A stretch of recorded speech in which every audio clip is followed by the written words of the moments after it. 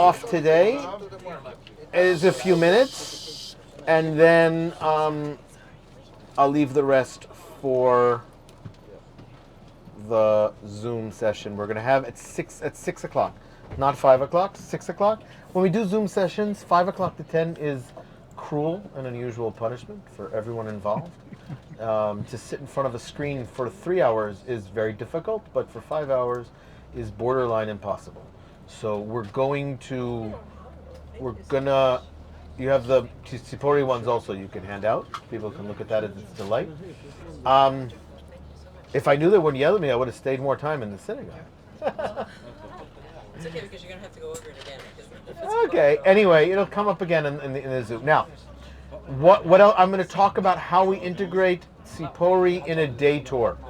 Okay, which obviously we haven't done enough in the area, but I want to give you some tips about how we do this.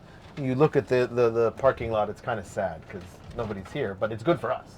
We didn't have to compete with anybody in the synagogue. There could be 10 groups here in the summer, and each one only gets 20 minutes in the synagogue, and some of them play the awful movie that's there.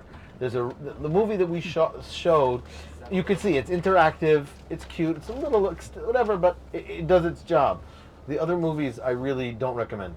The one that's here, the one at the beginning. The one at the beginning is a little bit antiquated. It's good telling you the basic history, but at most groups, you should be doing that, not a movie, but you can use it for families. The younger generation, for some reason, and I think you know the answer, just is able to listen to the medium of video much easier than a human. They're just trained, they're just more adept to that. So that's something, as a guide, you're going to be able to integrate that. If you have a screen, whether it's a small group and you have a pad, you can show them little videos and clips and stuff like that, and it's something you can. I wouldn't use it as your exclusive method, but you can integrate that within your guiding. And I see nobody's yelling at us, nobody's telling us to leave. Maybe it's open until 5. I don't know. Anyway, we're leaving. That or they don't know we're here and we're locked in there. Yeah, right. No, they're gonna be there, and they might come up and yell at us, which is, just to do their job. But we're leaving here. Cards back?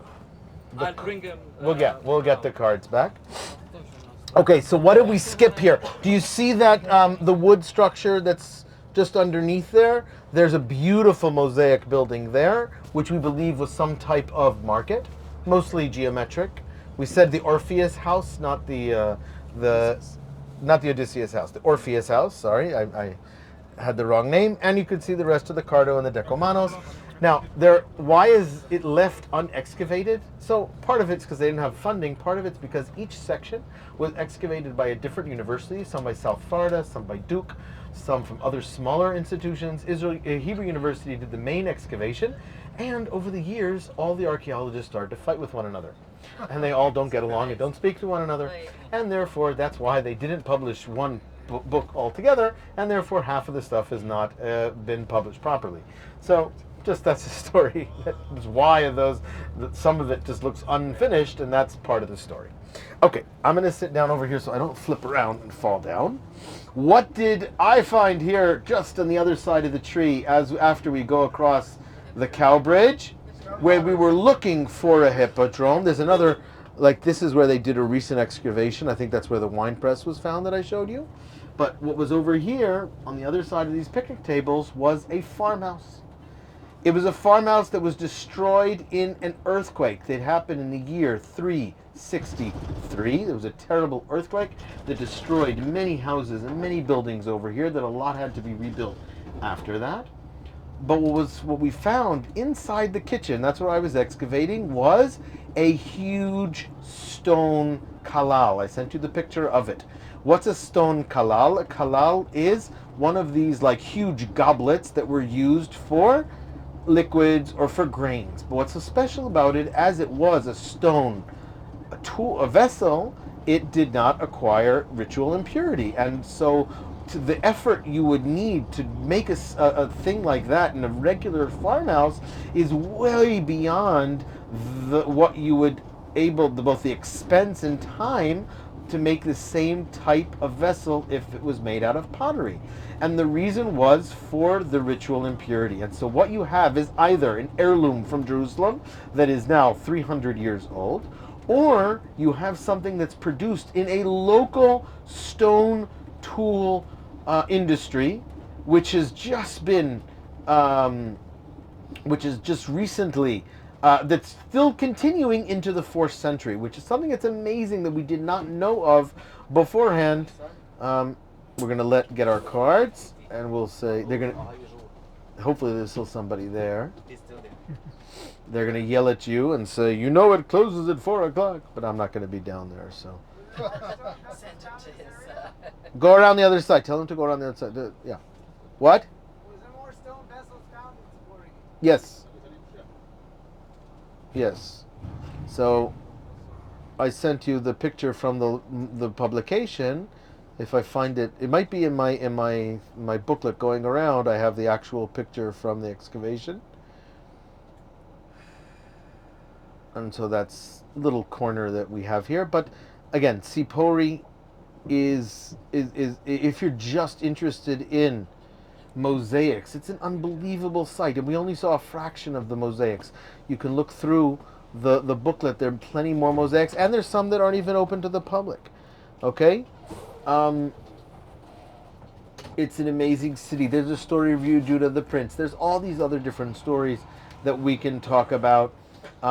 There's the story of Yosef HaKomes that I wasn't able to tell you. What's the story of Yosef HaKomes? It appears in my booklet.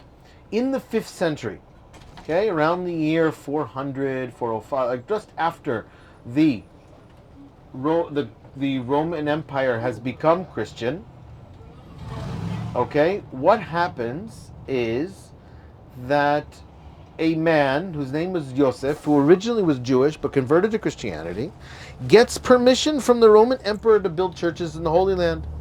And he comes to the city of Tzipori, let's build churches. And he's got enough money to build churches. And what happens? They run him out of town, meaning there was still enough of a Jewish majority that were able to run him out of town and didn't let him go. Where did he went? He tried again in Tiberias. They ran him out of town. Eventually, he ended up in Beit She'an and Skytopolis, and he built the churches there.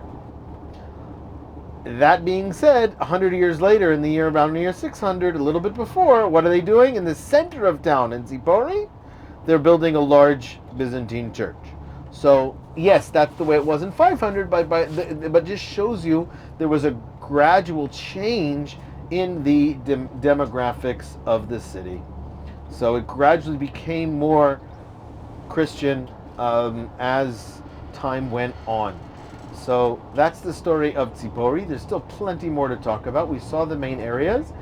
You have now the brochure, and I think that'll be it for today. Okay, so we pressed play about a few hours ago. I know it's a lot. I said we're finishing. It's only 4:20, but in terms of material, it's 4:20. It feels like it's 6 o'clock. It feels like it's 7 o'clock. It's about 40 minutes from here to the stop-off point in Kvish 6. We are going to take a quick bathroom stop along Kvish 6 because we don't want any accidents to happen. We will slow down the bus and open the doors at Yoknam and let our people that were there jump on the bus stop. And